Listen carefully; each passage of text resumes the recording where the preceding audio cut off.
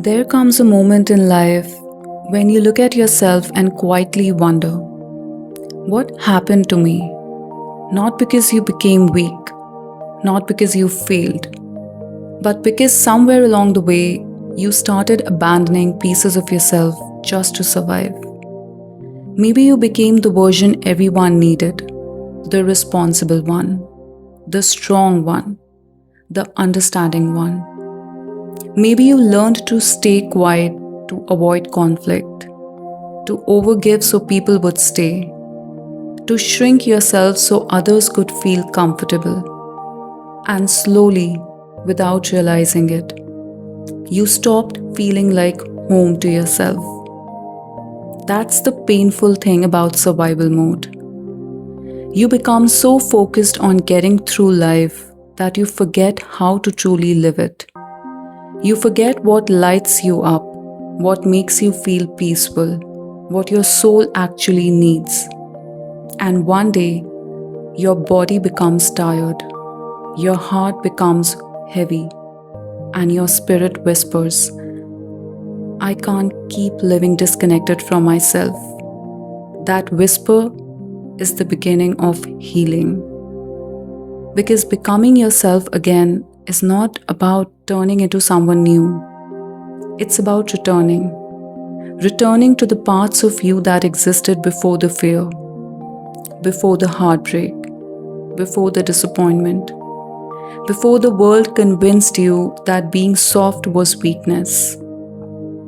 Maybe becoming yourself again looks like resting without guilt, speaking honestly for the first time, wearing clothes that actually feel like you, laughing louder, creating again, saying no without apologizing, choosing peace over attention. Maybe it's unfollowing people who make you question your worth. Maybe it's spending quiet time alone and realizing solitude is not loneliness. Or maybe it's simply looking in the mirror and deciding to stop being cruel to yourself. Healing is strange because at first you don't feel stronger, you feel unfamiliar. When you stop people pleasing, it feels uncomfortable. When you set boundaries, it feels selfish.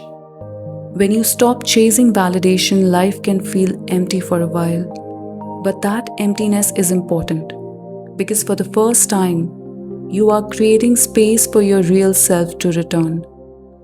And the truth is, your real self was never destroyed, only buried. Under expectations, pain, fear, responsibilities, survival. But buried things can grow again. That's the beauty of humans. We can rebuild ourselves many times in one lifetime. So if you've been feeling disconnected lately, if you miss the version of yourself that felt lighter, more hopeful, more alive, please know this. You are not too far gone. You are not starting from nothing. You are simply finding your way back home to yourself, slowly, softly, one honest choice at a time. And maybe becoming yourself again will not happen all at once. Maybe it happens in tiny moments. In the mornings, you choose peace. In the boundaries, you finally keep. In the tears, you finally allow yourself to cry. In the silence, where you begin hearing your soul again.